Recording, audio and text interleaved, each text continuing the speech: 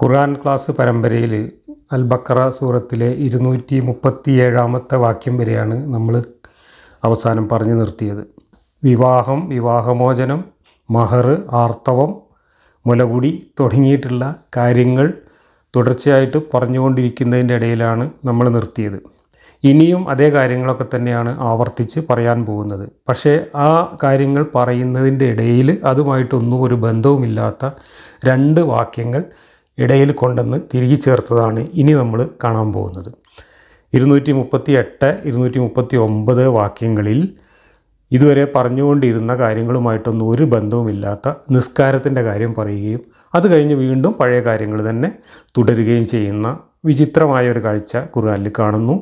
ഇതിവിടെ മാത്രമല്ല, ഖുർആനിലുടനീളം നമ്മൾ കാണുന്ന ഗ്രന്ഥനിർമ്മാണപരമായിട്ടുള്ള ഒരു അപാകതയാണ് ഇത്. കാരണം മുഹമ്മദ് പല കാലങ്ങളിലായിട്ട് പറഞ്ഞു വെച്ചിട്ടുള്ള വാക്യങ്ങൾ അവിടുന്ന് ഇവിടുന്നൊക്കെ വാരിക്കൂട്ടി യാതൊരു മാനദണ്ഡവുമില്ലാതെ ഒരു പുസ്തകമാക്കി തുന്നി ചേർത്തപ്പോൾ അശ്രദ്ധ കൊണ്ടും ഇത് തയ്യാറാക്കിയവരുടെ പിടിപ്പുകേട് കൊണ്ടും സംഭവിച്ചു പോയതാണ് ഇത്തരത്തിലുള്ള അപാകതകൾ. എന്തായാലും ഈ നിസ്കാരത്തെ സംബന്ധിച്ചുള്ള ഈ രണ്ട് വാക്യങ്ങൾ ഞാൻ ഒരുമിച്ച് വായിക്കാം. തുടർന്ന് അതിനെക്കുറിച്ച് പറയാനുള്ള കുറച്ച് കാര്യങ്ങൾ മുമ്പ് നമ്മൾ ചർച്ച ചെയ്ത കാര്യങ്ങൾ തന്നെയാണ്, എങ്കിലും കുറച്ചുകൂടെ കാര്യങ്ങൾ അതിനെക്കുറിച്ച് പറയാമെന്നാണ് ഈ ക്ലാസ് കൊണ്ട് ഉദ്ദേശിക്കുന്നത്. 238 ഹാഫിളു അല സ്വലവാത്തി വസ്സലവാത്തിൽ ഉസ്ത വഖൂമൂ ലില്ലാഹി ഖാനിതീൻ. ഇതിന് അമാനി മൗലവിയുടെ തഫ്സീറിൽ നൽകിയിട്ടുള്ള അർത്ഥമാണ് ഞാൻ വായിക്കുന്നത്. നമസ്കാരങ്ങളെയും മധ്യ നമസ്കാരത്തെയും സംബന്ധിച്ച് നിങ്ങൾ സൂക്ഷിച്ചു പോരുവിൻ, ഭക്തിയുള്ളവരായ നിലയിൽ അള്ളാഹുവിന് വേണ്ടി നിൽക്കുകയും ചെയ്യുവിൻ. ഇനി ഇതിന് ഇമാം റാസിയുടെ പരിഭാഷയിൽ നിന്ന് ഇതിൻ്റെ അർത്ഥം ഞാൻ വായിക്കാം. നിങ്ങൾ നമസ്കാരങ്ങളിലും മധ്യ നമസ്കാരത്തിലും നിഷ്ഠ പുലർത്തുക, ഭക്തിയുള്ളവരായി അള്ളാഹുവിൻ്റെ മുമ്പിൽ എഴുന്നേറ്റ് നിൽക്കുക. ഇനി അടുത്ത വാക്യം. ഇനി നിങ്ങൾ ഭയപ്പെടുന്ന പക്ഷം കാൽനടക്കാരായിക്കൊണ്ടോ വാഹനമേറിയവരായിക്കൊണ്ടോ, എന്നാൽ നിങ്ങൾ സമാധാനത്തിലായാൽ നിങ്ങൾക്കറിയുമായിരുന്നില്ലാത്തത് അള്ളാഹു നിങ്ങൾക്ക് പഠിപ്പിച്ചു തന്നതുപോലെ നിങ്ങൾ അവനെ സ്മരിക്കുവിൻ. ഇമാം റാസിയിൽ കൊടുത്തിട്ടുള്ളത്, ഇനി നിങ്ങൾ ശത്രുക്കളെ ഭയപ്പെടുന്നുവെങ്കിൽ നടന്നോ വാഹനത്തിലിരുന്നോ നമസ്കരിച്ചേക്കാം. പിന്നീട് നിർഭയരായാൽ നിങ്ങൾക്കറിവില്ലാത്തത് അള്ളാഹു പഠിപ്പിച്ചു തന്ന പ്രകാരം അവനെ സ്മരിക്കുവിൻ. ഇനി നമുക്കിതിൻ്റെ വിശദാംശങ്ങളിലേക്ക് ഒന്ന് കടന്നു നോക്കാം. നിസ്കാരങ്ങളെയും സലവാത്തുൽ വുസ്ത എന്ന് പറയുന്ന നിസ്കാരത്തെയും സംബന്ധിച്ച് നിങ്ങൾ സൂക്ഷ്മത പുലർത്തുവിൻ, നിങ്ങൾ ഖാനിതീൻ ആയിട്ട് നിൽക്കുകയും ചെയ്യുവിൻ അള്ളാഹുവിന് വേണ്ടി. ഇങ്ങനെയാണ് ഇതിനകത്ത് പറഞ്ഞിട്ടുള്ളത്. ഖാനിതീൻ എന്ന് പറയുന്നതിനും ഈ സലവാത്തിൽ ഉസ്ത എന്ന് പറയുന്നതിനൊക്കെ ഒരുപാട് വ്യത്യസ്തമായിട്ടുള്ള അർത്ഥങ്ങളും വ്യാഖ്യാനങ്ങളുമാണ് ഇതിന് വ്യാഖ്യാതാക്കൾ നൽകിയിട്ടുള്ളത്. അപ്പോൾ നിസ്കരിക്കാനാണ് പറയുന്നത്. പക്ഷേ ഏത് നിസ്കാരം? നിസ്കാരങ്ങളെയും പിന്നെ വസ്സലവാത്തിൽ ഉസ്ത എന്ന് പറയുന്നതിന് മധ്യത്തിലുള്ള നിസ്കാരത്തെയും എന്നാണ് കുറേ ആൾക്കാർ അർത്ഥം കൊടുത്തിട്ടുള്ളത്. ശ്രേഷ്ഠമായ നിസ്കാരത്തെയും എന്നും വേറെ ചിലർ അർത്ഥം കൊടുത്തിട്ടുണ്ട്. എന്താണ് ഈ സലവാത്തുൽ ഉസ്ത എന്നതിനെ സംബന്ധിച്ചുള്ള വ്യത്യസ്തമായ അഭിപ്രായങ്ങളാണ് ഇനി നമ്മൾ വായിക്കാൻ പോകുന്നത്. ഇതിനെക്കുറിച്ചുള്ള അഭിപ്രായ വ്യത്യാസങ്ങൾ വിവരിക്കാൻ 4-5 പേജുകളൊക്കെയാണ് ഓരോ തഫ്സീറുകളിലും ചെലവഴിച്ചിട്ടുള്ളത്.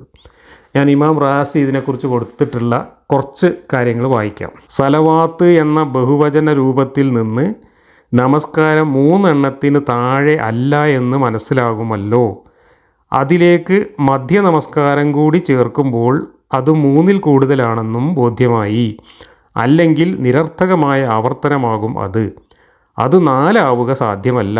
4-ൽ മധ്യം ഉണ്ടാവുകയില്ലല്ലോ. അപ്പോൾ അതിലേറ്റവും കുറവ് 5 ആണ്. ഈ തെളിവ് രീതി എണ്ണം കൊണ്ട് മധ്യത്തിലാകുമ്പോഴേ സംഗതമാകൂ. ഇത് സമയത്തെ സൂചിപ്പിക്കുന്നില്ല, അത് പിന്നീട് വിശദീകരിക്കാം. ഇവിടെ പറഞ്ഞു വരുന്നത് ഒരു ദിവസം എത്ര നേരം നിസ്കരിക്കണം എന്നതിനെ സംബന്ധിച്ച് ഖുർആനിൽ നിന്ന് മുഫസ്സിറുകൾ ആശയം കടഞ്ഞെടുക്കുന്ന രീതിയാണ്. വാസ്തവത്തിൽ ഒരു ദിവസം എത്ര നേരം നിസ്കരിക്കണം എന്ന് ഖുർആനിൽ എവിടെയും വ്യക്തമായിട്ട് പറഞ്ഞിട്ടില്ല. ഖുർആനെക്കുറിച്ച് പറഞ്ഞാൽ എന്താണ്? എല്ലാ കാര്യങ്ങളും വിശദീകരിച്ചുകൊണ്ട്, ലളിതമായി വിശദീകരിച്ചുകൊണ്ട് നിങ്ങൾക്ക് ഞാൻ ഇറക്കി തന്നു എന്നാണ് പറയുന്നത്. ഇവിടെ ലളിതവുമല്ല, എല്ലാ കാര്യം വിശദീകരിച്ചിട്ടുമില്ല. എന്നിട്ട് മുഫസ്സിറുകളായിട്ടുള്ള വ്യാഖ്യാതാക്കൾ ഖുർആനിൽ പലയിടത്തും നിസ്കാരത്തെക്കുറിച്ച് വളരെ വ്യത്യസ്തമായിട്ടും വിരുദ്ധമായിട്ടും പറഞ്ഞിട്ടുള്ള കാര്യങ്ങളെല്ലാം വാരിക്കൂട്ടിയിട്ട് അതിൽ നിന്ന് ഗവേഷണം നടത്തി വ്യാഖ്യാനിച്ച് ഉണ്ടാക്കിയതാണ് ഇന്ന് ഇവരനുഷ്ഠിക്കുന്ന 5 നേരത്തെ നിസ്കാരം. അതിനും ഖുർആനിൽ തെളിവൊന്നുമില്ല, അതൊരു വ്യാഖ്യാനമാണ്. ആ വ്യാഖ്യാനം കൊണ്ടുവരാൻ തന്നെ കാരണം ഹദീസുകളുടെ അടിസ്ഥാനത്തിലാണ്. കാരണം ഹദീസുകളിൽ 5 നേരത്തെ നിസ്കാരത്തിൻ്റെ കുറേ കഥകൾ പറയുന്നുണ്ട്. നബി 5 നേരം നിസ്കരിച്ചു എന്ന് പറയുന്ന ഹദീസുകളുണ്ട്. അതുപോലെ തന്നെ നബി ആകാശത്ത് പോയിട്ട് 5 നേരത്തെ നിസ്കാരം കൊണ്ടുവന്നു എന്ന് പറയുന്ന കെട്ടുകഥയൊക്കെ ഉണ്ട്. ആ കഥയുടെയൊക്കെ അടിസ്ഥാനത്തിലാണ് ഇന്ന് മുസ്ലിങ്ങൾ 5 നേരത്തെ നിസ്കാരം എന്ന് തീരുമാനിച്ചിട്ടുള്ളത്. ഈ നിസ്കാരത്തെക്കുറിച്ച് കൃത്യമായിട്ട് 5 നേരം ഇന്ന സമയങ്ങളിലാണ് നിസ്കരിക്കേണ്ടത് എന്ന് ഖുർആനിലെവിടെയും പറഞ്ഞിട്ടില്ല. അതുകൊണ്ട് തന്നെ നിസ്കാരത്തിൽ വലിയ താല്പര്യമില്ലാത്ത വ്യാഖ്യാതാക്കൾ, ചേകന്നൂർ മൗലവിയെ പോലുള്ള വ്യാഖ്യാതാക്കളും ഹദീസ് നിഷേധികളായിട്ടുള്ള ഖുർആനിസ്റ്റുകളായിട്ടുള്ള പല വ്യാഖ്യാതാക്കളും 3 നിസ്കാരം മാത്രമേ ഉള്ളൂ എന്ന് വാദിച്ചിട്ടുണ്ട്. കാരണം ഖുർആനിൽ പല സ്ഥലത്തും പറഞ്ഞിട്ടുള്ളതനുസരിച്ച് 3 നിസ്കാരത്തിനുള്ള സ്കോപ്പ് മാത്രമേ അതിനകത്തുള്ളൂ. ഈ 5 എങ്ങനെയാണ് ഉണ്ടാക്കിയത് എന്നാണ് ഇപ്പോൾ ഞാൻ ഈ ഇമാം റാസിയുടെ വ്യാഖ്യാനത്തിൽ നിന്ന് വായിച്ചത്. അതൊരു ഒപ്പിക്കലാണ്. അങ്ങനെ ഒപ്പിച്ച് 5 ആക്കാൻ കാരണം 5 നിസ്കാരമാണ് എന്ന് ഹദീസുകളിലും മറ്റും വേറെ കഥകളിൽ പറഞ്ഞിട്ടുണ്ട് എന്നുള്ളതുകൊണ്ടാണ്. ഞാൻ ഇത്രയും കാര്യം പറയാൻ കാരണം, നിസ്കാരം എന്ന് പറയുന്ന കാര്യം ഇസ്ലാം മതത്തിലെ ഇസ്ലാം കാര്യങ്ങളിലെ ഏറ്റവും പ്രധാനപ്പെട്ട കാര്യമാണ്. ഈ ആയത്തിനെ വിശദീകരിക്കുന്നതിൻ്റെ ഇടയിൽ ഇബ്നു കസീർ ഉദ്ധരിച്ചിട്ടുള്ള ഒരു ഹദീസാണ് ഈ കാണുന്നത്. Allah commands that the prayer should be performed properly and on time. It is reported in the 2 Sahihs that Ibn Mas'ud said, I asked the Prophet, which deed is the dearest to Allah? He replied, as-salatu ala waqtiha, to offer the prayers at their fixed times. I asked, what is the next in goodness? He replied, al-jihad fi sabilillah, to participate in jihad, religious fighting in Allah's cause. I again asked, what is the next in goodness? He replied, birrul walideen, to be good and dutiful to your parents. Abdullah then added, the Prophet told me these words, and had I asked more, the Prophet would have told me more. അള്ളാഹുവിന് ഏറ്റവും പ്രിയപ്പെട്ട കാര്യം ഏതാണ് എന്ന് ഇബ്നു മസൂദ് പ്രവാചകനോട് ചോദിച്ചപ്പോൾ അദ്ദേഹം പറഞ്ഞ മറുപടിയാണ്: 1 സമയത്തുള്ള നിസ്കാരം, ഒന്നാമത്തേത്. 2ാമത്തേത് അള്ളാഹുവിൻ്റെ മാർഗത്തിലുള്ള ജിഹാദ്, അള്ളാഹുവിന് വേണ്ടി യുദ്ധം ചെയ്യാൻ പോകൽ. 3ാമത്തേത് മാതാപിതാക്കളെ സംരക്ഷിക്കൽ. ഈ 3 കാര്യങ്ങളാണ് പ്രയോറിറ്റി ലിസ്റ്റ് അനുസരിച്ച് നബി പറഞ്ഞത്. അപ്പോൾ ഇസ്ലാം കാര്യങ്ങളിൽ ഇസ്ലാമിലെ ഏറ്റവും പ്രിയപ്പെട്ട, ഏറ്റവും ദൈവത്തിന് ഏറ്റവും ഇഷ്ടപ്പെട്ട ആദ്യത്തെ കർമ്മമാണ് നിസ്കാരം. ആ നിസ്കാരം എത്ര നേരമാണ്, എങ്ങനെയാണ്, എത്ര റക്അത്താണ്, ഏത് രൂപത്തിലാണ്, എന്തൊക്കെയാണ് നിസ്കാരത്തിൽ ചെയ്യേണ്ടത് തുടങ്ങിയിട്ടുള്ള കാര്യങ്ങളെക്കുറിച്ചൊന്നും ഒരു വിശദീകരണവും അള്ളാൻ്റെ കിതാബിൽ ഇല്ല. എന്താണ് ഈ നിസ്കാരമെന്നും എത്ര നേരമാണ് നിസ്കാരമെന്നും എങ്ങനെയാണ് നിസ്കരിക്കേണ്ടത് എന്നൊക്കെ അറിയണമെങ്കിൽ നമ്മൾ പിന്നെ ചന്തയിൽ പോകണം. ഇവരുടെ മറ്റ് കിതാബുകൾ വിൽക്കുന്ന ചന്തയിൽ പോയിട്ട് അവിടുന്ന് കിതാബുകൾ വാങ്ങി വായിച്ചു നോക്കിയെങ്കിൽ മാത്രമേ അള്ള എന്താണ് കിതാബിൽ പറഞ്ഞത് എന്നതിൻ്റെ അർത്ഥമെന്ന് നമുക്ക് മനസ്സിലാവുള്ളൂ. ഇതാണ് അള്ളാഹു ലളിതമായിട്ട് ഇറക്കി തന്ന ഖുർആൻ എന്ന് പറയുന്ന പുസ്തകത്തിൻ്റെ അവസ്ഥ. അള്ളാഹിൻ്റെ കിതാബിൽ ഒരു കാര്യം അങ്ങോട്ട് പറഞ്ഞു പോയിക്കുകയാണ്. സലാത്തുൽ ഉസ്ത എന്നാണ് പറഞ്ഞു പോയിരിക്കുന്നത്. എന്താണ് ഈ സലാത്തുൽ ഉസ്ത? അതിന് ആ വാക്കിൻ്റെ അർത്ഥം അനുസരിച്ച് തന്നെ ശ്രേഷ്ഠമായ നിസ്കാരം എന്നും മധ്യത്തിലുള്ള നിസ്കാരം എന്നും ഒക്കെ അർത്ഥമുണ്ട്. അപ്പോൾ ഇത് മധ്യത്തിലുള്ള നിസ്കാരമാണെങ്കിൽ എന്തിൻ്റെ മധ്യത്തിലുള്ള നിസ്കാരം, ശ്രേഷ്ഠമായ നിസ്കാരമാണെങ്കിൽ ഏത് നിസ്കാരം തുടങ്ങിയ കാര്യത്തിലൊന്നും ഖുർആനിൽ വായിച്ചാൽ ആർക്കും ഒരു എത്തും പിടിയും കിട്ടില്ല, ഒരു വ്യക്തതയും കിട്ടില്ല. എന്നിട്ട് പിന്നെ നമ്മൾ മാർക്കറ്റിലേക്ക് ഇറങ്ങുകയാണ്. നാട്ടുകാർ എന്ത് പറഞ്ഞു, നബി എന്ത് വിശദീകരിച്ചു, മുഫസ്സിറുകൾ എന്തൊക്കെ പറഞ്ഞിട്ടുണ്ട്, എന്തൊക്കെ എഴുതി വെച്ചിട്ടുണ്ട് എന്നറിയാൻ വേണ്ടിയിട്ട് നമ്മൾ ചന്തയിലേക്ക് പോകണം. അങ്ങനെ ചന്തയിൽ പോയാൽ കിട്ടുന്ന വ്യത്യസ്തമായ അഭിപ്രായങ്ങൾ എന്തൊക്കെയാണ് എന്നാണ് ഇനി ഇമാം റാസി എഴുതി വെച്ചിട്ടുള്ളത്. ഞാൻ വായിച്ച് കേൾപ്പിക്കാം. സ്വലാത്തുൽ ഉസ്തായെ സംബന്ധിച്ച് 7 വീക്ഷണങ്ങളുണ്ട്. 1, അള്ളാഹു അതിലും നിഷ്ഠ പാലിക്കാൻ പറഞ്ഞു, എന്നാൽ അത് ഏത് എന്ന് വ്യക്തമാക്കിയിട്ടില്ല. 5 നമസ്കാരങ്ങളെക്കുറിച്ച് പറയുകയും അതിൽ ഏതാണ് സലാത്തുൽ ഉസ്ത എന്ന് വ്യക്തമാക്കാതിരിക്കുകയും ചെയ്തപ്പോൾ അവയിൽ ഏതും സലാത്തുൽ ഉസ്തയാവാൻ സാധ്യതയുണ്ട്. അതിനാൽ ഈ 5 നമസ്കാരങ്ങളും തുല്യ പ്രാധാന്യത്തോടെ അവ സ്വലാത്തുൽ വുസ്ത തന്നെയാണ് എന്ന് കരുതി നമസ്കരിക്കണം. റമദാനിലെ ലൈലത്തുൽ ഖദ്ർ മറച്ചു വെച്ചതുപോലെയുള്ള യുക്തിയാവാം ഇതിനു പിന്നിലും. ഇതാണ് സലാത്തുൽ വുസ്തയെക്കുറിച്ചുള്ള ഒരഭിപ്രായം. ഏത് നിസ്കാരത്തിനും അത് ബാധകമാണ് എന്നാണ് ഒരു കൂട്ടരുടെ വാദം. ഒരു സംഘം പണ്ഡിതന്മാർ ഈ അഭിപ്രായമാണ് തിരഞ്ഞെടുത്തത്. സെയ്ദ് ബിൻ സാബിത്തിനോട് സലാത്തുൽ വുസ്ത ഏതാണ് എന്ന് ഒരാൾ ചോദിച്ചു. അദ്ദേഹം പറഞ്ഞു, എല്ലാ നിസ്കാരങ്ങളും നീ സൂക്ഷിച്ചു നിർവഹിക്കുക, എങ്കിൽ നിനക്കത് കിട്ടും. ഇതാണ് ഒന്നാമത്തെ അഭിപ്രായം. ഇനി രണ്ടാമത്തെ അഭിപ്രായം, 5 നേരത്തെ നമസ്കാരങ്ങൾ മുഴുവനുമാണ് അതുകൊണ്ട് ഉദ്ദേശ്യം. കാരണം ഈ നമസ്കാരങ്ങളാണ് അനുസരണത്തിൻ്റെ മധ്യസ്ഥാനത്ത് വരുന്നത്. വിശ്വാസത്തിന് 70-ൽ പര ശാഖകളുണ്ടെന്ന് ഹദീസ് ഉണ്ടല്ലോ. അതിൽ അത്യുന്നതമായത് കലിമത്തു ഷഹാദയും ഏറ്റവും താഴെയുള്ളത് വഴിയിൽ നിന്ന് ഉപദ്രവങ്ങൾ നീക്കലുമാണ്. അപ്പോൾ ഇവ ഈ 2 അറ്റങ്ങൾക്കും മധ്യയാണ്. അപ്പോൾ ആദ്യം പറഞ്ഞത് ഏതോ ഒരു നിസ്കാരമാണ്, പക്ഷെ അത് ഏതാണെന്ന് വ്യക്തമല്ല. അതുകൊണ്ട് 5 നിസ്കാരങ്ങളും ഈ സലാത്തുൽ വുസ്തയാണ് എന്ന് വിചാരിച്ച് അങ്ങോട്ട് നിസ്കരിക്കണം എന്നാണ് ആദ്യത്തെ വിഭാഗം പറഞ്ഞത്. രണ്ടാമത്തെ വിഭാഗം പറഞ്ഞത് അങ്ങനെയല്ല, 5 നിസ്കാരങ്ങളും സലാത്തുൽ വുസ്ത തന്നെയാണ്, അതുകൊണ്ട് 5നെയും തുല്യ പ്രാധാന്യത്തോടു കൂടി കാണണം എന്നാണ് രണ്ടാമത്തെ വിഭാഗം പറഞ്ഞത്. മധ്യത്തിലുള്ള നിസ്കാരം എന്ന് പറയാനുള്ള കാരണമാണ് അതിലിപ്പോൾ ഈ വിശദീകരിച്ചത്. ഏറ്റവും മുകളിലുള്ള ഷഹാദത്ത് കലിമയും ഏറ്റവും താഴെയുള്ള ഉപദ്രവങ്ങൾ നീക്കലും ഈ ഇസ്ലാം കാര്യങ്ങളുടെ ഏകദേശം നടുവിൽ വരുന്നതാണ് നിസ്കാരം എന്നതുകൊണ്ടാണ് മധ്യത്തിലുള്ള നിസ്കാരം എന്ന് പറഞ്ഞത് എന്നാണ് ഈ കൂട്ടരുടെ വ്യാഖ്യാനം. ഇനി മൂന്നാമത്തെ കൂട്ടർ, അത് സുബഹി നമസ്കാരമാണ്. ഇത് സഹാബികളുടെ വാക്കാണ്. Ali, Umar, Ibn Abbas, Jabir bin Abdullah, Abu ഇമാമൽ ബാഹിലി തുടങ്ങിയവരും മുജാഹിദ്, ഇക്രിമ, അത്താഹ് തുടങ്ങിയ താബികളുടെയും അഭിപ്രായം ഇതാണ്. അപ്പോൾ രാവിലത്തെ സുബഹി നിസ്കാരത്തെക്കുറിച്ചാണ് ഈ സലാത്തുൽ വുസ്ത എന്ന് പറഞ്ഞത് എന്നാണ് മൂന്നാമത്തെ കൂട്ടരുടെ അഭിപ്രായം. അതിന് അവർക്ക് കുറേ ന്യായങ്ങളുണ്ട്. ഇതാണ് ഷാഫിയുടെയും അഭിപ്രായം. അതിനുള്ള കാരണമാണ് പറയുന്നത്. രാത്രിയോ പകലോ അല്ലാത്ത ഒരു സമയത്താണല്ലോ അത് നമസ്കരിക്കുന്നത്. രണ്ടിനോടും സാമ്യമുണ്ട്. അവയ്ക്ക് മധ്യയാണെന്ന് തോന്നിപ്പിക്കുകയും ചെയ്യും. അപ്പോൾ രാത്രിയുടെയും പകലിൻ്റെയും മധ്യത്തിൽ ഉള്ളതാണ് ഇവിടെ മധ്യ നമസ്കാരം എന്നതുകൊണ്ട് ഉദ്ദേശിക്കുന്നത്. അങ്ങനെയാണെങ്കിൽ അത് രാവിലെ പുലർച്ചയ്ക്ക് നിസ്കരിക്കുന്ന സുബൈ നിസ്കാരമാണ് എന്നാണ് ഈ കൂട്ടരുടെ വാദം. സുബൈ നമസ്കാരത്തെ സംബന്ധിച്ച് പറഞ്ഞ അനേകം അവദാനങ്ങളും ഇത് ശരിവെക്കുന്നു. അത് മറ്റൊന്നിലേക്ക് ചേർത്തോ മറ്റൊന്ന് അതിലേക്ക് ചേർത്തോ നിസ്കരിക്കാൻ പാടില്ല. ഇങ്ങനെ പോകുന്നു അതിലെ ന്യായങ്ങൾ. ഒന്ന്, പകലിലെയും രാത്രിയിലെയും മലക്കുകൾ സന്ധിക്കുന്നു എന്നതിനാലാണ് സലാത്തുൽ വുസ്ത സവിശേഷമായത്. അതിനുള്ള അധിക ശ്രേഷ്ഠതയാണ് ഇത് സൂചിപ്പിക്കുന്നത്.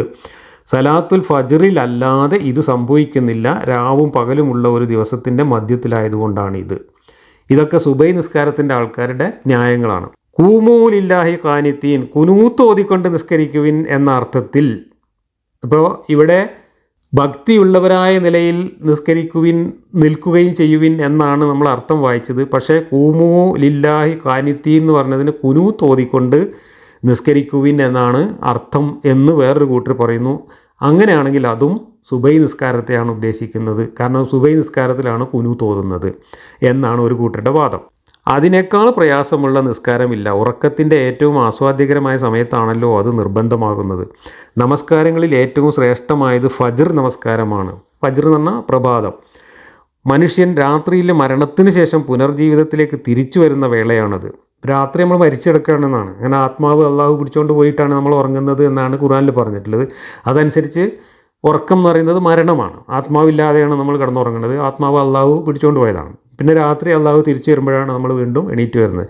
അപ്പോൾ ആ ഉറക്കമെന്ന മരണത്തിൻ്റെയും പകൽ ജീവിതത്തിൻ്റെയും ഇടയിലുള്ള നിസ്കാരം എന്ന അർത്ഥത്തിലാണ് ഇവിടെ മധ്യത്തിലുള്ള നിസ്കാരം എന്ന് പറഞ്ഞിരിക്കുന്നത്. അങ്ങനെയാണെങ്കിലും ഇത് സുബൈ നിസ്കാരമാണ് എന്നാണ് സുബൈ പക്ഷക്കാരുടെ വാദം.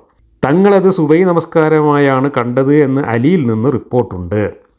സുബൈക്ക് മുമ്പുള്ള സുന്നത്ത് പ്രത്യേകം ഊന്നി പറയപ്പെട്ടിട്ടുണ്ട്. ഇനി സുബൈ കഴിഞ്ഞ് ഇനി ലുഹറിൻ്റെ ആൾക്കാർ പറയുന്നത് അത് ലുഹർ നമസ്കാരമാണെന്ന് പറഞ്ഞവരുമുണ്ട്. ഈ ലുഹർ എന്ന് പറഞ്ഞാൽ ഉച്ചക്ക് നിസ്കരിക്കുന്ന നമസ്കാരമാണ് കേട്ടോ. ഉമർ, സെയ്ദ്, അബു സയ്യിദുൽ ഖുദ്രി, ഉസാമ ഇബ്നു സയ്യിദ് എന്നിവരിൽ നിന്ന് ഇപ്രകാരം നിവേദനം ചെയ്തിട്ടുണ്ട്.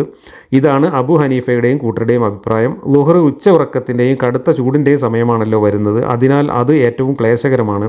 അതിനാൽ അതിന് കൂടുതൽ ശ്രേഷ്ഠത നൽകപ്പെട്ടു എന്ന് അവർ വ്യാഖ്യാനിക്കുന്നു. അപ്പോൾ ഉച്ചയ്ക്ക് നല്ല ചൂടും ഒക്കെയുള്ള സമയമായതുകൊണ്ട് ആ നിസ്കാരത്തിന് ശ്രേഷ്ഠത കൊടുത്തതാണ് എന്നാണ്. എന്ന് മാത്രമല്ല, ഉച്ചയാണ് പകലിൻ്റെ നടുവിലുള്ളത്. അപ്പോൾ പകലിൻ്റെ നടുവിലുള്ള ഉച്ചയാണ് ഉദ്ദേശിക്കുന്നത് എന്നൊക്കെ പറഞ്ഞുകൊണ്ടാണ് ഇത് ളുഹർ നിസ്കാരമാണ് എന്ന് ഒരു കൂട്ടർ വാദിക്കുന്നത്. ജിബ്രീൽ ആദ്യമായി നബിക്ക് ഇമാമായി നിന്നത് ളുഹർ നമസ്കാരത്തിലാണ്. ജുമ നമസ്കരിക്കുന്നതും ഈ സമയത്താണല്ലോ. നിസ്കാരങ്ങളിൽ ഏറ്റവും ശ്രേഷ്ഠമായത് ജുമ നിസ്കാരമാണ്. ഇതൊക്കെയാണ് ഈ ളുഹറിൻ്റെ പക്ഷക്കാരുടെ വാദങ്ങൾ. ഇനി മൂന്നാമത്തത് അസർ നമസ്കാരം. നഷ്ടപ്പെടുത്തിയവർ കുടുംബവും ധനവും തുലച്ചവരാണ് എന്ന് നബി കർശനമായി താക്കീത് ചെയ്തിട്ടുണ്ട്. അസർ നിസ്കാരം എന്ന് പറഞ്ഞാൽ വൈകുന്നേരം 4 മണിക്കൊക്കെ നടത്തുന്ന ഒരു നിസ്കാരമുണ്ട്. ഉച്ച കഴിഞ്ഞിട്ട് സന്ധ്യയാവുന്നതിന് മുമ്പുള്ള ഒരു നിസ്കാരം. മനുഷ്യന്മാരൊക്കെ ജോലി ചെയ്തുകൊണ്ടിരിക്കുന്ന സമയത്ത് ഏറ്റവും ഉപദ്രവകരമായിട്ടുള്ള ഒരു നിസ്കാരമാണത്. സാമൂഹ്യ ദ്രോഹപരമായിട്ടുള്ള ഒരു നിസ്കാരമാണ് ഈ അസർ എന്ന് പറയുന്നത്. ഉച്ചക്കാണെങ്കിൽ ഒരു ഭക്ഷണത്തിൻ്റെ ഇടവേള എന്നെങ്കിലും പറയാം. ഇവിടെ ഒരു ഇടവേളയുമില്ല. മനുഷ്യർ ജോലിയിൽ മുഴുകിയിരിക്കുന്ന സമയത്തുള്ള നിസ്കാരമാണ് ഈ അസർ എന്ന് പറയുന്ന കുരുത്തം കെട്ട നിസ്കാരം. അതാണ് പോലും ഏറ്റവും ശ്രേഷ്ഠതയുള്ളത്. ഭൂരിപക്ഷ ആളുകളും ഈ സലാത്തുൽ വുസ്ത അസർ നിസ്കാരമാണ് എന്ന് പറയുന്നവരാണ്. അതിന് കാരണം 5 നിസ്കാരങ്ങളുടെ നടുവിലാണ് ഇത് വരുന്നത്. അതുകൊണ്ട് മധ്യത്തിലുള്ള നിസ്കാരം എന്ന് പറഞ്ഞത് ഈ അസറിനെയാണ് ഉദ്ദേശിക്കുന്നത് എന്നാണ് അവരുടെ വാദം. ഭൂരിപക്ഷം പണ്ഡിതന്മാരും അസറിൻ്റെ ആൾക്കാരാണ്. ഇസ്ലാമിലെ ഏറ്റവും വൃത്തികെട്ട നിസ്കാരം എന്ന് നമുക്ക് വിശേഷിപ്പിക്കാവുന്ന ആ നിസ്കാരത്തിനാണ് ഏറ്റവും ശ്രേഷ്ഠത കൽപ്പിച്ചിട്ടുള്ളത് എന്ന് ഇതിൽ നിന്ന് വ്യക്തമാണ്. അസറിനെ സാക്ഷി നിർത്തി അള്ളാഹു സത്യം ചെയ്യുന്നു എന്ന് അൽ അസർ എന്നുള്ള സൂറത്തിൽ പറഞ്ഞിട്ടുണ്ട്. അള്ളാഹുവിന് ഏറ്റവും ഇഷ്ടപ്പെട്ട സമയം അതാണ്. അസർ നിസ്കരിക്കുക മറ്റ് നിസ്കാരങ്ങളെക്കാൾ എളുപ്പമാണ്. അള്ളാഹുവിൻ്റെ പ്രത്യേക കാരുണ്യമാണ് അതിനെ സലാത്തുൽ വുസ്തയാക്കിയത്.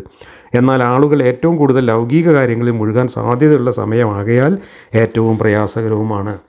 അതേ മനുഷ്യന്മാർ അവനവൻ്റെ തൊഴിൽ ചെയ്യുന്ന സമയത്ത് കൊണ്ടുവച്ചിട്ടുള്ള നിസ്കാരമാണത്. ഏറ്റവും സാമൂഹ്യ വിരുദ്ധമായിട്ടുള്ള നിസ്കാരമാണ്. അപ്പോൾ അതിനാണ് ശ്രേഷ്ഠത കൂടുതൽ എന്നാണ് ഇവിടെ പറയുന്നത്.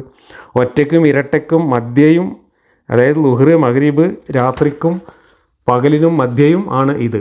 എന്നാൽ ഇശാവും അപ്രകാരം തന്നെ. അത് മഗ്രിബ് നമസ്കാരമാണ് എന്നും അഭിപ്രായമുണ്ട്. നാലാമതൊരു കൂട്ടർ ഇത് മഗ്രിബ് നിസ്കാരമാണ് എന്ന് പറയുന്നവരുണ്ട്. മഗ്രിബ് എന്ന് പറഞ്ഞാൽ സന്ധ്യയാവുമ്പോൾ സൂര്യാസ്തമയത്തിൻ്റെ ആ സമയത്തുള്ള നിസ്കാരത്തിനാണ് മഗ്രിബ് എന്ന് പറയുക. ആ നിസ്കാരത്തിനാണ് സ്വലാത്തുൽ വുസ്ത എന്ന വിശിഷ്ട പദവി നൽകിയിട്ടുള്ളത് എന്ന് വാദിക്കുന്നവരും ഉണ്ട്. ചുരുക്കി പറഞ്ഞാൽ 5 നിസ്കാരത്തിൽ 5നും ഈ വിശിഷ്ട പദവി ചാർത്തിക്കൊടുക്കുന്ന പണ്ഡിതന്മാരുണ്ട്. ചിലർ ഇത് എല്ലാത്തിനും ഇത് ബാധകമാണ് എന്ന് പറഞ്ഞവരുമുണ്ട്. ചിലത് ഇതിലേതോ ഒന്നാണ് നമുക്ക് അജ്ഞാതമാണ്, അതുകൊണ്ട് നമ്മൾ എല്ലാത്തിനും ശ്രേഷ്ഠത കൽപ്പിച്ചാൽ നമുക്കത് കിട്ടും എന്ന് പറഞ്ഞവരുണ്ട്. ഇങ്ങനെയൊക്കെ കടന്ന് ഉരുളുകയാണ് സലാത്തുൽ വുസ്ത എന്താണ് എന്ന കാര്യത്തിൽ ഇസ്ലാമിക പണ്ഡിതന്മാരും ഖുർആൻ്റെ വ്യാഖ്യാതാക്കളും. ഞാൻ ഇത്രയും വായിച്ച് കൽപ്പിക്കാൻ കാരണം ഖുർആനിൽ ഒരു കാര്യം എങ്ങനെയാണ് പറഞ്ഞു വെച്ചിട്ടുള്ളത്, ഈ പറഞ്ഞു വെച്ച കാര്യം എന്താണ് എന്നതിനെ സംബന്ധിച്ച് വ്യാഖ്യാതാക്കൾ കിടന്ന് ഉരുളുന്നതും പരസ്പരം തർക്കിക്കുന്നതും വ്യത്യസ്തമായ അഭിപ്രായങ്ങൾ രൂപപ്പെടുന്നതും എങ്ങനെയാണ്. ഇതിനൊക്കെ കാരണമായത് ഖുർആനിൽ ഒരു കാര്യവും മനുഷ്യർക്ക് ക്ലിയറായിട്ട് മനസ്സിലാവുന്ന രീതിയിൽ പറഞ്ഞിട്ടില്ല എന്നത് തന്നെയാണ്. ഖുർആനിലെ വെളിപാടുകൾ പുസ്തകമായിട്ട് ക്രോഡീകരിച്ച രീതിയും ഖുർആനിലെ വെളിപാടുകൾ വാചകഘടനയിൽ പറഞ്ഞ രീതിയുമൊക്കെ നമ്മൾ സംവാദത്തിലൊക്കെ പറഞ്ഞതുപോലെ തന്നെ എഴുത്തും വായനയും അറിയാത്ത, സ്റ്റാൻഡേർഡ് ഭാഷ ഉപയോഗിക്കാൻ അറിയാത്ത, കൊളോക്കിയൽ ഭാഷയിൽ നാടൻ വർത്താനം പറഞ്ഞ് നടന്നിരുന്ന ഒരു മനുഷ്യൻ അയാളുടെ മനസ്സിൽ അപ്പോൾ തോന്നിയിരുന്ന കാര്യങ്ങൾ ആ ഭാഷയിൽ വിളിച്ചു പറഞ്ഞതുകൊണ്ട് ഉണ്ടായിട്ടുള്ള കുഴപ്പമാണിതെല്ലാം. അതല്ല ഇത് ലോകാവസാനം വരെയുള്ള മുഴുവൻ മനുഷ്യരാശിക്കും വേണ്ടി ഒരു പടച്ചോൻ കൊടുത്തയച്ച പുസ്തകമാണെങ്കിൽ പറയുന്ന കാര്യങ്ങൾ ക്ലിയറായിട്ട് എല്ലാവർക്കും എല്ലാ കാലത്തും മനസ്സിലാവുന്ന രീതിയിൽ പറയും. അറബി ഭാഷയിലാണെങ്കിൽ പോലും അതൊരു ഗ്രാമറുള്ള ഭാഷയിൽ പറഞ്ഞിരുന്നെങ്കിൽ അത് മറ്റു ഭാഷകളിലേക്ക് ട്രാൻസ്ലേറ്റ് ചെയ്തിട്ട് ആളുകളെ മനസ്സിലാക്കി കൊടുക്കാൻ കഴിയുമായിരുന്നു. ഇവിടെ അറബി അറിയാത്തവരല്ല ഈ തർക്കം നടത്തുന്നത്. അറബി ഭാഷ അറിയുന്ന അറബികളായിട്ടുള്ള ആളുകൾ തന്നെയാണ് ഈ മുഫസ്സിറുകൾ എന്നും പറഞ്ഞിട്ട് ഈ പറഞ്ഞ അഭിപ്രായങ്ങളെല്ലാം പറഞ്ഞ് ഖുർആൻ്റെ ഓരോ വാക്യത്തെക്കുറിച്ചും തർക്കിച്ചുകൊണ്ടിരിക്കുന്നത് എന്ന് നമ്മൾ മനസ്സിലാക്കിയാൽ ഈ ഖുർആൻ എത്രമാത്രം ഉത്തരവാദിത്തരഹിതമായിട്ട് ഉണ്ടാക്കിയ ഒരു പുസ്തകമാണ് എന്ന് സാമാന്യ ബുദ്ധിയുള്ളവർക്കൊക്കെ മനസ്സിലാവും. ഇനി അടുത്ത വാക്യം 239, നിങ്ങൾ ഭയപ്പെടുന്നുവെങ്കിൽ നടന്നോ വാഹനത്തിലിരുന്നോ നിസ്കരിച്ചോളൂ, നിർഭയരായാൽ അള്ളാഹു പറഞ്ഞതനുസരിച്ച് നിസ്കരിച്ചോളൂ എന്നാണ് പോലും പറയുന്നത്. അതൊന്നും ഖുർആൻ വായിച്ചാൽ അതൊന്നും മനസ്സിലാവില്ല. അതൊക്കെ ബ്രാക്കറ്റ് ഇട്ടിട്ട് അർത്ഥം നാട്ടുകാരുണ്ടാക്കി കൊടുത്ത അർത്ഥമാണ്. അവിടെ യുദ്ധത്തിന് പോകുന്ന സമയത്തും ശത്രുക്കൾ ഇങ്ങോട്ട് ആക്രമിക്കാൻ വരുന്ന സമയത്തും ഇങ്ങനെ സാധാരണ പോലെ നിസ്കരിക്കേണ്ട ആവശ്യമില്ല, അങ്ങനെ നിസ്കരിക്കാൻ കഴിയില്ല. അപ്പോൾ നിങ്ങൾ പറ്റുന്ന രീതിയിൽ ഒട്ടകപ്പുറത്തിരുന്നിട്ടോ അല്ലെങ്കിൽ കുതിരപ്പുറത്തിരുന്നിട്ടോ കിബിലയൊന്നും നോക്കാതെ എന്തെങ്കിലുമൊക്കെ പറഞ്ഞിട്ടാണ് നിസ്കരിച്ചാൽ മതി എന്നാണ് ഇവിടെ പറഞ്ഞു പോകുന്നത്. പേടിച്ചുകൊണ്ട് നിസ്കരിക്കുകയാണെങ്കിൽ നിങ്ങൾ പേടി മാറുവോളം നിങ്ങൾക്ക് തോന്നിയ മാതിരി നിസ്കരിച്ചാൽ മതി എന്നാണ് ഇവിടെ പറയുന്നത്. ഇതൊക്കെ യുദ്ധത്തിന് പോകുന്ന സമയത്ത് സ്വന്തം ആളുകളെ, സ്വന്തം അനുയായികളെ ഈ നിസ്കാരത്തിലൂടെ ബ്രെയിൻ വാഷ് ചെയ്ത് തൻ്റെ അനുസരണയുള്ള സൈനികരാക്കി കൊണ്ടുപോകാൻ വേണ്ടിയിട്ട് തന്ത്രം പ്രയോഗിച്ച മുഹമ്മദ് അവസരത്തിനൊത്ത് പറഞ്ഞതാണ് ഈ കാര്യങ്ങൾ എന്ന് വ്യക്തമാണ്. സൂക്ഷ്മതയോടുകൂടി നിങ്ങളിങ്ങനെ നിസ്കരിക്കുക എന്നും ഈ സലാത്തുൽ വുസ്ത പ്രത്യേകം ശ്രദ്ധിച്ച് നിസ്കരിക്കുക എന്നൊക്കെ പറഞ്ഞുകൊണ്ട് ഈ ആയത്തിറക്കിയതിൻ്റെ സബബുൻ നുസൂൽ എന്താണ്, അതിൻ്റെ സന്ദർഭം എന്താണ്? സന്ദർഭം അസ്ബാബുൻ നുസൂലിലൊന്നും കൊടുത്തിട്ടില്ല വാഹിദിയുടെ. പക്ഷേ അമാനി മൗലവിയും അതുപോലെ ചില മുഫസ്സിറുകളൊക്കെ മറ്റു തഫ്സീറുകളിൽ നിന്ന് ഉദ്ധരിച്ചിട്ടുണ്ട്. അമാനി മൗലവി ഉദ്ധരിച്ചിട്ടുള്ള ഒരു സന്ദർഭ വിവരണം കൂടി ഞാൻ വായിച്ച് കേൾപ്പിക്കാം. സയ്യിദ് ഇബ്നു അർക്കം പറയുന്നു, ഞങ്ങൾ നമസ്കാരത്തിൽ സംസാരിക്കാറുണ്ടായിരുന്നു. ഒരാൾ തൻ്റെ സഹോദരനോട് തൻ്റെ ആവശ്യത്തെക്കുറിച്ച് സംസാരിച്ചിരുന്നു. അങ്ങനെ വഖൂമൂ ലില്ലാഹി ഖാനിതീൻ എന്നുള്ള വചനം അവതരിച്ചു. അപ്പോൾ ഞങ്ങളോട് അടങ്ങിക്കൊള്ളുവാൻ കൽപ്പിക്കപ്പെട്ടു. ഒരാളോട് ഒരവസരത്തിൽ നബി ഇങ്ങനെ പറഞ്ഞു, ഈ നമസ്കാരത്തിൽ ജനങ്ങളുടെ സംസാരമൊന്നും പറ്റുകയില്ല. അത് തസ്ബീഹും തക്ബീറും ഖുർആൻ പാരായണവുമാകുന്നു. സുജൂദ് ചെയ്യുമ്പോൾ മണ്ണ് നിരപ്പാക്കിക്കൊണ്ടിരുന്ന ഒരാളോട് നബി പറഞ്ഞു, നീ അങ്ങനെ ചെയ്യുകയാണെങ്കിൽ അത് ഒരു പ്രാവശ്യമാകട്ടെ. കൂടുതൽ ചെയ്യുന്നത് അച്ചടക്കത്തിന് നിരക്കാത്തതാണെന്ന് സൂചന. ഒരു ഹദീസിൽ നബി പറയുന്നു, നിങ്ങളിൽ ഒരാൾ നമസ്കാരത്തിൽ കോട്ടുവായ ഇടുന്നതായാൽ കഴിയുന്നിടത്തോളം അവൻ അത് ഒതുക്കി നിർത്തട്ടെ. അവൻ വായ തുറന്ന് ഹാ എന്ന് പറയരുത്, കാരണം അത് പിശാചിൽ നിന്നുള്ളതാകുന്നു. അവൻ അത് നിമിത്തം സന്തോഷിച്ച് ചിരിക്കുന്നതാണ് പിശാച്. നമസ്കാരത്തിൽ ഊരക്ക് കൈകുത്തി നിൽക്കുന്നത് നബി നിരോധിച്ചിട്ടുണ്ട്. അപ്പോൾ നിസ്കരിക്കുമ്പോൾ ആളുകൾ വർത്തമാനം പറയുകയും കോട്ടാവി ഇടുകയും മറ്റു പല പണികളും ചെയ്യുകയും സുജൂദ് ചെയ്യുന്ന സ്ഥലത്ത് മണ്ണ് ലെവലാക്കുകയും ഒക്കെ ചെയ്തപ്പോൾ അതൊന്നും ഒരു നിസ്കാരത്തിൽ വേണ്ടത്ര ഒരു ശ്രദ്ധയില്ലാത്തതുകൊണ്ടാണ് എന്നും നിസ്കാരത്തിന് ഉദ്ദേശിച്ചത്ര ഗൗരവം കൽപ്പിക്കാത്തത് കൊണ്ടാണ് എന്നും മനസ്സിലാക്കിയപ്പോൾ മുഹമ്മദ് നിസ്കാരത്തിൻ്റെ ഗൗരവം പഠിപ്പിക്കാൻ വേണ്ടിയിട്ട് പറഞ്ഞതാണ് ഈ വാക്യങ്ങൾ എന്നാണ് ഈ സന്ദർഭ വിവരണത്തിൽ നിന്ന് മനസ്സിലാവുന്നത്. ഇനി നിസ്കാരം എങ്ങനെയൊക്കെയാണ്, എത്ര സമയമാണ്, എന്തൊക്കെയാണ് നിസ്കാരത്തിൽ ചെയ്യേണ്ടത് തുടങ്ങിയിട്ടുള്ള കാര്യങ്ങളൊക്കെ ഇന്ന് മദ്രസകളിലും മറ്റ് മതപാഠശാലകളിലൊക്കെ പരിശീലിപ്പിക്കുകയും പഠിപ്പിക്കുകയും ചെയ്യുന്നുണ്ട്. അതിനൊക്കെയുള്ള രേഖകൾ, അതിനൊക്കെയുള്ള തെളിവുകൾ ഇവർക്ക് കിട്ടിയത് ഖുർആനിൽ നിന്നല്ല, മറിച്ച് അനുബന്ധമായി വന്നിട്ടുള്ള ഹദീസുകളിൽ നിന്നും ഇതുപോലെയുള്ള വ്യാഖ്യാനങ്ങളിൽ നിന്നുമൊക്കെ ആളുകൾ ഉരുട്ടിക്കൂട്ടി ഉണ്ടാക്കിയതാണ് ഈ നിസ്കാരം എന്നുള്ള ആചാരത്തിൻ്റെ പൂർണ്ണരൂപം. അതുപോലെ തന്നെ 5 നേരമാണ് നിസ്കാരം എന്നതിന് ഹദീസുകളിൽ വന്നിട്ടുള്ള ചില കെട്ടുകഥകളാണ് പ്രധാനമായ അടിസ്ഥാനം എന്ന് പറയുന്നത്. അതിലൊരു കെട്ടുകഥ, മുഹമ്മദ് ഒരു രാത്രിയിൽ തൻ്റെ കസിൻ സഹോദരിയായിരുന്ന ഉമ്മുഹാനിയുടെ വീട്ടിൽ കിടന്നുറങ്ങുന്ന സമയത്ത് കഴുതപ്പുറത്ത് കയറി ജെറൂസലേമിലേക്ക് പോയി എന്നും ജെറൂസലേമിൽ നിന്ന് നേരെ റോക്കറ്റിൽ കയറി അതേ കഴുതപ്പുറം തന്നെ റോക്കറ്റായിട്ട് മാറ്റി നേരെ ആകാശത്തിൻ്റെ മുകളിലേക്ക് 7 ആകാശവും താണ്ടി പോയി എന്നും 7ാമത്തെ ആകാശത്തിൻ്റെ മുകളിൽ പോയിട്ട് അവിടുന്ന് അള്ളാനെ കണ്ടുവെന്നും അള്ളാഹു അവിടുന്ന് ഒരു കൊട്ട നിറച്ച് നിസ്കാരം കൊടുത്തുവെന്നും അങ്ങനെ 50 നിസ്കാരം കൊണ്ട് മുഹമ്മദ് താഴേക്ക് പോകുന്നുവെന്നും അങ്ങനെ താഴെ 3ാമത്തെ ആകാശത്തിലെത്തിയപ്പോൾ മൂസ അവിടെ ഇരിപ്പുണ്ടായിരുന്നുവെന്നും മൂസ മുഹമ്മദിനെ വിളിച്ചിട്ട് എന്തായി കൊണ്ടുപോകുന്നതെന്ന് ചോദിച്ചപ്പോൾ അത് 50 നിസ്കാരമാണെന്ന് പറഞ്ഞുവെന്നും അപ്പോൾ മൂസ ഈ 50 നിസ്കാരമൊന്നും കൊണ്ടുപോകേണ്ട, അതൊന്നും മനുഷ്യന്മാർക്ക് ചെയ്യാൻ പറ്റില്ല, അത് കുറച്ച് തരാൻ പറയും എന്ന് പറഞ്ഞിട്ട് തിരിച്ചയക്കുകയും അങ്ങനെ മുഹമ്മദ് അള്ളാഹിൻ്റെ അടുത്തേക്ക് വീണ്ടും തിരിച്ചു പോവുകയും അള്ളാഹു 50 45 ചുരുക്കി കൊടുക്കുകയും എന്നിട്ട് ഈ 45 കൊണ്ട് വീണ്ടും വന്നപ്പോൾ മൂസ പിന്നെയും പറഞ്ഞു 45 കഴിയൂല, തിരിച്ചു പോയിക്കോ എന്ന് പറഞ്ഞ് അങ്ങനെ കുറേ പ്രാവശ്യം ഈ മൂസാൻ്റെ ആകാശവും അള്ളാൻ്റെ ആകാശവും തമ്മിൽ ഷട്ടിലടിച്ച് അവസാനം 5 ചുരുക്കി ആ 5 കൊണ്ട് പോന്നു.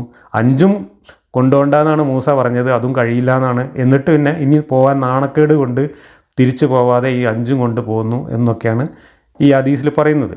എന്ന് വെച്ചാൽ അള്ളാഹു, നമ്മളിപ്പോൾ ഈ മാണിയംകുളത്തെ കന്നുകാലി ചന്തയിലൊക്കെ ആൾക്കാർ പോത്തിനും പശുവിനൊക്കെ വില പറഞ്ഞിട്ട് ഇങ്ങനെ തെറ്റിപ്പോവുക, എന്നിട്ട് പിന്നെ അവരെ വിളിച്ചിട്ട് വീണ്ടും ബാർഗെയിൻ ചെയ്ത് ഒരു വില ഉറപ്പിച്ചിട്ട് കച്ചവടമാക്കുന്നത് പോലെ അള്ളാഹുവും ഈ മുഹമ്മദും തമ്മിൽ നിസ്കാരത്തിൻ്റെ എണ്ണം പറഞ്ഞ് ബാർഗെയിനിങ് നടത്തുകയും ആ ബാർഗെയിനിങ്ങിൽ അവസാനം കുറച്ച് 5 ചുരുക്കി കൊടുത്തു എന്നും പറയുന്ന കഥ അള്ളാഹു എന്ന് പറയുന്ന ഒരു പടച്ചോനെ എത്രമാത്രം അവഹേളിക്കുന്ന കഥയാണ് എന്ന് നിങ്ങളൊന്ന് ആലോചിച്ച് നോക്കുക. ഒരു പടച്ചോന് സ്വന്തം സൃഷ്ടികളായ മനുഷ്യരോട് നിസ്കാരത്തിന് വേണ്ടിയിട്ട് ബാർഗെയിൻ ചെയ്യുക, നിങ്ങൾ ഇന്നെ നിസ്കരിക്കും, 50 നേരങ്ങൾ നിസ്കരിക്കും എന്ന് പറഞ്ഞിട്ട് ഈ മനുഷ്യരുടെ പ്രതിനിധിയുമായിട്ട് പടച്ചോൻ ബാർഗെയിനിങ് നടത്തുകയാണ്.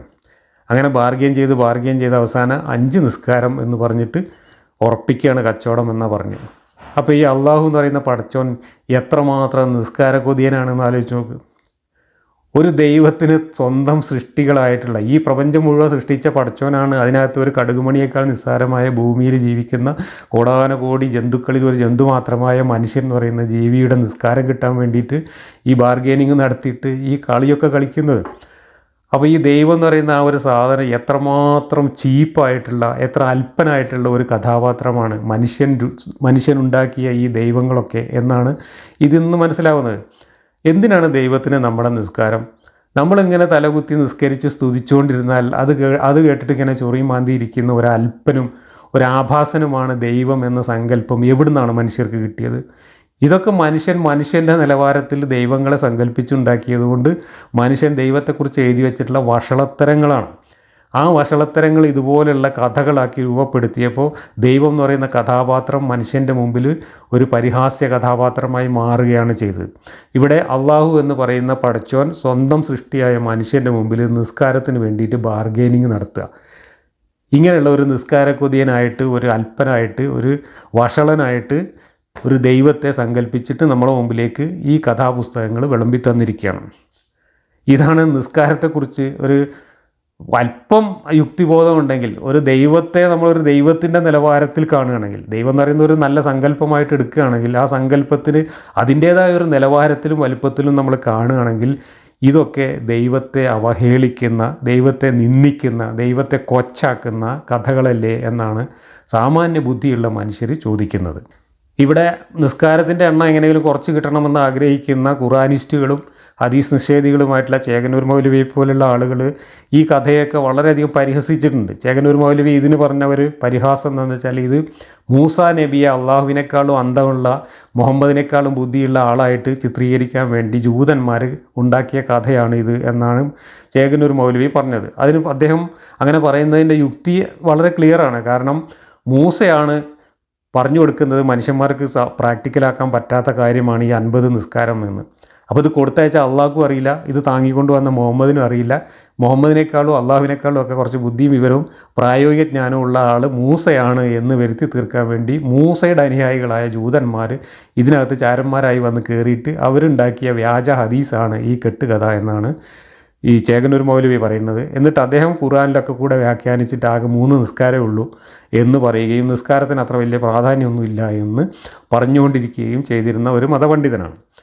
ഖുർആനിസ്റ്റുകളായിട്ടുള്ള പലരും അങ്ങനെ ഖുർആനിൽ 5 നേരം നിസ്കാരം പറഞ്ഞിട്ടില്ല, അതുകൊണ്ട് 3 നേരമൊക്കെ നിസ്കരിച്ചാൽ മതി, അല്ലെങ്കിൽ 2 നേരമൊക്കെ നിസ്കരിച്ചാൽ മതി എന്ന് പറയുന്നവരാണ്. ഇവിടെ ജൂതന്മാർ അവരുടെ പ്രവാചകനെ വലുതാക്കി കാണിക്കാനും മുഹമ്മദിനെയും അള്ളാഹുവിനെയും തരം താഴ്ത്തി കാണിക്കാനും വേണ്ടി ഉണ്ടാക്കിയ കഥയാണ് എന്ന് ചേകനൂർ മൗലവി പറഞ്ഞപ്പോൾ അതിൽ ശരിയുണ്ടോ എന്ന് ആദ്യമൊക്കെ എനിക്കും തോന്നിയിരുന്നു. പക്ഷെ പിന്നെ കൂടുതൽ ആലോചിച്ചപ്പോഴാണ് എനിക്ക് അതിനേക്കാളും കുറച്ചും കൂടെ യുക്തിസഹമായിട്ട് തോന്നിയൊരു കാര്യം, നിസ്കാരം എന്ന് പറയുന്ന ഈ ഏർപ്പാട് തന്നെ ഇസ്ലാമിൻ്റെ അടിസ്ഥാന സിദ്ധാന്തമായ തൗഹീദിനെതിരാണ്. തൗഹീദിനെ തകർക്കാൻ വേണ്ടിയിട്ട് കച്ച കെട്ടിയിറങ്ങിയ ഒരു ചങ്ങാതിയുണ്ട് ഇസ്ലാമിലെ കഥയിൽ. അത് മറ്റാരുമല്ല, അത് ഇബ്ലീസാണ്. കാരണം ആദം എന്ന് പറയുന്ന ഒരു കളിമണ്ണ് കൊണ്ടുണ്ടാക്കിയ ഒരു സാധനത്തിൻ്റെ മുമ്പിൽ സുജൂദ് ചെയ്ത് ശിർക്ക് ചെയ്യാൻ ആവശ്യപ്പെട്ടപ്പോൾ മലക്കുകളെല്ലാവരും ഒന്നും ആലോചിക്കാതെ സുജൂദ് ചെയ്തപ്പോൾ അത് പറ്റില്ല, അത് ശിർക്കാണ്, അതിന് കിട്ടില്ല എന്ന് പറഞ്ഞ് മാറി നിന്ന ആളാണ് ഇബ്ലീസ്. അങ്ങനെ സൃഷ്ടിയെ വണങ്ങുക, സൃഷ്ടിയെ സുജൂദ് ചെയ്യുക എന്ന ശിർക്ക് ചെയ്യാത്തതിൻ്റെ പേരിൽ ഇബ്ലീസിനെ പുറത്താക്കുകയാണ് അള്ളാഹു ചെയ്തത്. അപ്പോൾ ഇബ്ലീസ് അള്ളാഹുവും തമ്മിലൊരു കരാറുണ്ടാക്കുന്നു. ഞാൻ എന്നാൽ ഭൂമിയിൽ പോയിട്ട് ലോകാവസാനം വരെ മനുഷ്യന്മാരെ ഞാൻ പഴപ്പിച്ച് സിർക്കന്മാരാക്കിക്കോളാം എന്ന് ഇബ്ലീസ് പറയുമ്പോൾ, ശരി എന്നാൽ അജി പോയിട്ട് അവരെയൊക്കെ സിർക്കന്മാരാക്കിക്കോ, വഴി പഴപ്പിച്ചോ എന്ന് പറഞ്ഞിട്ട് പറഞ്ഞു വിടുകയാണ് ഇബ്ലീസിനെ. ആ ഇബ്ലീസ് ഇവിടെ വന്നിട്ട് ഹോൾസെയിലായിട്ട് തന്നെ സിർക്ക് നടപ്പിലാക്കാൻ ശ്രമിച്ചിട്ടുണ്ട് എന്നുള്ള കാര്യത്തിൽ തർക്കമൊന്നും ഉണ്ടാവില്ല ഈ കഥ വിശ്വസിക്കുകയാണെങ്കിൽ. അപ്പോൾ ഇബ്ലീസിൻ്റെ കഥ അനുസരിച്ചാണെങ്കിൽ ഇബ്ലീസ് മുസ്ലിം സമൂഹത്തെ മൊത്തം മുഹമ്മദ് നബിയിലൂടെ ഉണ്ടാക്കിയ ഇസ്ലാം എന്ന മതത്തെയും മുസ്ലിം സമൂഹത്തെയും മൊത്തം സിർക്കിലേക്ക് മൂക്ക് കുത്തിക്കാൻ വേണ്ടിയിട്ട് ഖുർആനിലും ഹദീസിലും മുഹമ്മദ് നബിയുടെ ജീവിതത്തിലുമൊക്കെ ഇടങ്കോലിട്ട് കയറിക്കൂടിയിട്ട് വരുത്തി തീർത്ത ദൈവനിന്ദാപരമായ അള്ളാഹുവിനെ അവഹേളിക്കാനും നിന്ദിക്കാനും അങ്ങനെ അള്ളാഹുവിനോട് നടത്തിയ ആ വെല്ലുവിളി അത് നടപ്പിലാക്കാനും വേണ്ടിയിട്ട് ഇസ്ലാമിൽ ഇബ്ലീസ് തിരികെ ചേർത്തതല്ലേ ഈ നിസ്കാരം എന്നാണ് എനിക്ക് തോന്നിയത്. ഈ ചേകന്നൂർ മൗലവിയൊക്കെ ഇത് ജൂതന്മാരെ തിരികെ കയറ്റിയതാണ് എന്ന് പറഞ്ഞപ്പോൾ കുറച്ചും കൂടെ കടന്ന് ചിന്തിച്ചപ്പോൾ എനിക്ക് തോന്നിയതാണ് ഞാനീ പറയുന്നത്. ഇബ്ലീസിൻ്റെ കഥയൊക്കെ വിശ്വസിക്കുന്ന ആളുകൾക്ക് വേണ്ടിയിട്ടാണ് ഞാൻ പറയുന്നത്. ഇനി ഞാൻ ഇബ്ലീസ് ഉണ്ട് എന്ന് വിശ്വസിച്ചു എന്നും പറഞ്ഞിട്ട് ആരും വ്യാഖ്യാനിച്ചു കൊണ്ടുവരണ്ട. ഇബ്ലീസിലും ഈ കഥയിലും വിശ്വസിക്കുന്ന ആളുകൾക്ക് വേണമെങ്കിൽ അങ്ങനെയും ചിന്തിക്കാം. കാരണം നിങ്ങൾ നിസ്കാരം എന്താണെന്നുള്ളത് ഒന്ന് ശ്രദ്ധിച്ചു നോക്കൂ. പക്ക വിഗ്രഹാരാധനയാണത്. കാരണം നിസ്കരിക്കുമ്പോൾ മുസ്ലിങ്ങൾ എങ്ങോട്ട് തിരിഞ്ഞിട്ടാണ് നെറ്റി കുത്തുന്നത്? പടച്ചോൻ്റെ നേരെയാണോ? അല്ല. പടച്ചോൻ എവിടെയുള്ളത്? ആകാശത്തിൻ്റെ മുകളിലാണ്. 7ാമത്തെ ആകാശത്തേക്കാണ് പടച്ചോനെ തെരഞ്ഞ് മുഹമ്മദ് പോയത് എന്നാണ് പറയുന്നത്. 7ാം ആകാശത്തിൻ്റെ മുകളിൽ കസേരയിട്ടിരിക്കുന്ന അള്ളാഹുവാണ് പടച്ചോനെങ്കിൽ ആ പടച്ചോൻ്റെ നേരെ തിരിഞ്ഞു നിന്നിട്ടല്ലേ മനുഷ്യന്മാർ പ്രാർത്ഥിക്കേണ്ടത്? പകരം ഇവിടെ എവിടേക്ക് തിരിഞ്ഞിട്ടാവും നെറ്റി കുത്തിയിട്ടാണ് പ്രാർത്ഥിക്കുന്നത്.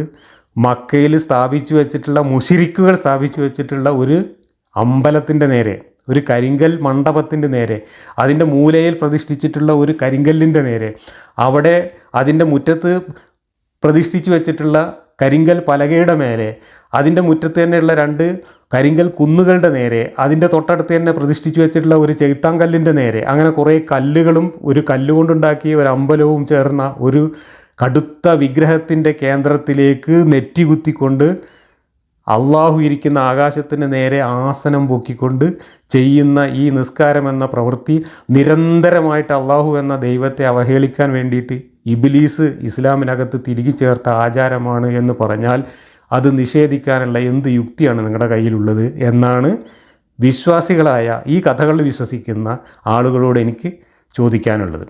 കാരണം ചിന്തിക്കുകയാണെങ്കിൽ അങ്ങനെ ചിന്തിക്കേണ്ടി വരും. എന്തിനാണ് മണ്ണിൽ നെറ്റി കുത്തിയിട്ട് ഈ കരിങ്കല്ലിൻ്റെ നേരെ പ്രാർത്ഥിക്കുന്നത്? ആകാശത്തിരിക്കുന്ന അള്ളാഹുവിനോടാണ് പ്രാർത്ഥിക്കുന്നത് എങ്കിൽ അള്ളാഹുവിൻ്റെ നേരെ ആസനം പൊക്കി കാണിക്കുന്ന ഈ സുജൂദ് അള്ളാഹുവിനെ അവഹേളിക്കാനുള്ള ഏർപ്പാടാണ് എന്ന കാര്യത്തിൽ എന്താ തർക്കമുള്ളത്? അപ്പോൾ അള്ളാഹുവിനെ നിരന്തരം അവഹേളിക്കുകയും മുസ്ലിങ്ങളായിട്ടുള്ള മുഴുവൻ ആളുകളെ കൊണ്ടും ഈ സിർക്ക് ചെയ്യിക്കുകയും ചെയ്യുക എന്ന ഹോൾസെയിലായിട്ടുള്ള പദ്ധതിയായിരുന്നു ഇബ്ലീസ് നടപ്പിലാക്കിയത്. അതിനുവേണ്ടി ഖുർആനിൽ തന്നെ ഈ അള്ളാഹുവിൻ്റെ പേരിൽ ഈ സിർക്കിൻ്റെ ആയത്തുകൾ മുഴുവൻ, നിസ്കാരത്തിൻ്റെയും ഹജ്ജിൻ്റെയും മറ്റ് സിർക്കിൻ്റെ ആയത്തുകൾ മുഴുവൻ തിരികെ ചേർത്തത് ഇബ്ലീസ് അല്ല എന്ന് എങ്ങനെയാണ് പറയാൻ പറ്റുക? ഇബ്ലീസിന് ഇടങ്കോലിട്ടതിനകത്തൊക്കെ എല്ലാ വേദഗ്രന്ഥങ്ങളിലും ഇടങ്കോലിട്ടിട്ട് കുത്തിത്തിരിപ്പുണ്ടാക്കുക എന്നുള്ളത് പണ്ടേ പതിവാണ് എന്ന് ഈ ഖുർആനിൽ തന്നെ പറയുന്നുണ്ട്. അങ്ങനെയാണെങ്കിൽ ഈ സിർക്ക് ചെയ്യാൻ മുസ്ലിങ്ങളെ പ്രേരിപ്പിക്കുന്ന ഈ നിസ്കാരത്തിന് വേണ്ടിയിട്ട് ബാർഗെയിൻ ചെയ്തു എന്ന് പറയുന്ന ഈ കഥയെല്ലാം ഇതിനകത്ത് ഉണ്ടാക്കി വെച്ചത് മുസ്ലിങ്ങളെ കൊണ്ട് സിർക്ക് ചെയ്യിച്ച് അള്ളാഹുവിനോട് പകരം വീട്ടാൻ, അള്ളാഹുവിനോട് താൻ നടത്തിയ വെല്ലുവിളി പ്രാവർത്തികമാക്കാൻ വേണ്ടിയിട്ട് സാക്ഷാൽ ഇബ്ലീസ് ഇതിനകത്ത് ഉൾപ്പെടുത്തിയതല്ല എന്ന് എങ്ങനെയാണ് പറയാൻ പറ്റുക? അഥവാ അങ്ങനെയാണെങ്കിൽ, അഥവാ നിങ്ങൾ മരിച്ചു ചെല്ലുമ്പോൾ ഒരു അള്ളാഹു ഉണ്ട്, ഇബ്ലീസും ഉണ്ട്, ഇബ്ലീസ് ഈ പണിയെല്ലാം ഒപ്പിച്ചത് സത്യവുമാണെങ്കിൽ ഈ അള്ളാഹു കൊല്ലിക്ക് പിടിച്ചിട്ട് നിങ്ങളെല്ലാം നരകത്തിലേക്ക് എറിയില്ലേ? എന്തിനാണ് ഇബ്ലീസിൻ്റെ ഈ ഏർപ്പാട്, ഈ സിർക്കിൻ്റെ ഏർപ്പാടിന് നിങ്ങൾ പോയത്? നിങ്ങൾക്ക് ഞാൻ ചിന്തിക്കാൻ ബുദ്ധി തന്നിട്ടുണ്ടായിരുന്നില്ലേ?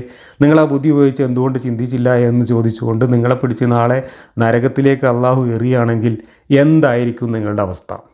അപ്പോൾ നിങ്ങൾക്ക് അള്ളാഹിനെ കുറ്റം പറയാൻ പറ്റുമോ? ഇബ്ലീസിനെ കുറ്റം പറയാൻ പറ്റുമോ? അതോ ഞങ്ങൾ ചിന്തിച്ചില്ല എന്ന് പറഞ്ഞുകൊണ്ട് അള്ളാഹുവിനോട് പൊറുക്കലിനെ തേടാൻ പറ്റുമോ? എന്താണ് അന്നേരം നിങ്ങൾക്ക് ചെയ്യാൻ പറ്റുക? അഥവാ ശരിയാണെങ്കിൽ എന്ന ചോദ്യം നമ്മളോട് ചോദിക്കുന്ന അതേ ട്യൂണിലാണ് ഞാൻ ചോദിക്കുന്നത്. അഥവാ ഈ നിസ്കാരവും ഹജ്ജും അതുപോലെയുള്ള സിർക്കുമൊക്കെ ഇബ്ലീസ് തിരികെ ചേർത്തതാണെങ്കിൽ പരലോകത്ത് നാളെ ചെല്ലുമ്പോൾ ആ ഇബ്ലീസിനെ പിൻപറ്റി ഈ സിർക്ക് ചെയ്തതിൻ്റെ പേരിൽ മുസ്ലിങ്ങളെ മുഴുവൻ നാളെ പിടിച്ച് അള്ളാഹു നരകത്തിലിടില്ല എന്നതിന് എന്തുറപ്പാണ് നിങ്ങൾക്കുള്ളത്? മനുഷ്യർക്ക് ദൈവം തന്ന ഏറ്റവും വലിയ സിദ്ധി എന്ന് പറയുന്നത് നമ്മുടെ തലയ്ക്കകത്തുള്ള തലച്ചോറാണ്, ബുദ്ധിയാണ്. ആ തലച്ചോറിനെ അവിടെ ഫ്രീസ് ചെയ്തിട്ട് അതിൻ്റെ ഉള്ളിലിട്ടിട്ട് ആ തല കൊണ്ടാണ് ഈ മണ്ണിൽ കുത്തിയിട്ട് ഈ സിർക്ക് ചെയ്യുന്നത് നമ്മൾ.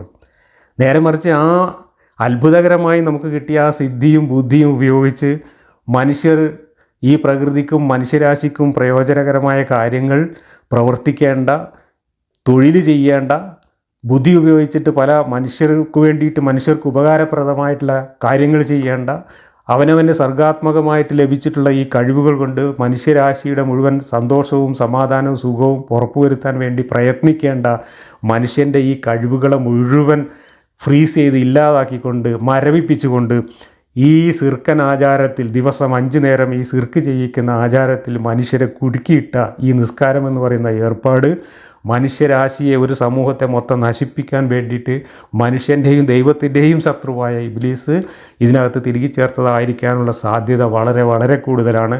അഥവാ അതാണ് സത്യമെങ്കിൽ ഈ സിർക്ക് ചെയ്ത് ജീവിച്ച ആളുകളെ മുഴുവൻ നാളെ അള്ളാഹു പിടിച്ച് നരകത്തിലിടാനാണ് സാധ്യത എന്നാണ് എനിക്കിതിനെക്കുറിച്ച് വിശ്വാസികളോട് അവരുടെ വിശ്വാസത്തിൻ്റെ അടിസ്ഥാനത്തിൽ പറയാനുള്ളത്. അപ്പോൾ ഈ ഖുർആനിൽ ഒരുപാട് കുടുംബകാര്യങ്ങളും മറ്റും പറയുന്നതിൻ്റെ ഇടയിൽ കൊണ്ടുവന്നിട്ട് ഈ നിസ്കാരത്തിൻ്റെ ആയത്തുകൾ തിരികെ ഇതുപോലെ ഇടക്കിടക്ക് നിസ്കാരത്തിൻ്റെ ആയത്തുകൾ അവിടെയും ഇവിടെയൊക്കെ തിരികെ കയറ്റിയത് ഇബ്ലീസ് ആണോ അല്ലേ എന്നുള്ള കാര്യം ചിന്തിക്കാവുന്നതാണ് എന്ന് പറഞ്ഞുകൊണ്ട് ഈ ക്ലാസ് തൽക്കാലം ഞാൻ അവസാനിപ്പിക്കുന്നു. അടുത്ത ക്ലാസ്സിൽ നമ്മൾ വീണ്ടും ഇദ്ദയും മഹറും മത്താവും ഒക്കെ പറഞ്ഞുകൊണ്ട് മറ്റു കാര്യങ്ങളിലേക്ക് തന്നെ കടക്കാം.